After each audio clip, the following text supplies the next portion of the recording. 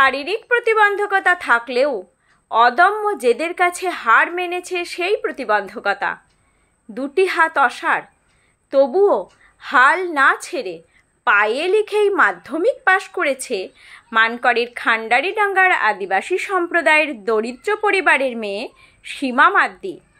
তার লড়াইকে কুর্নিশ করছেন সকলেই।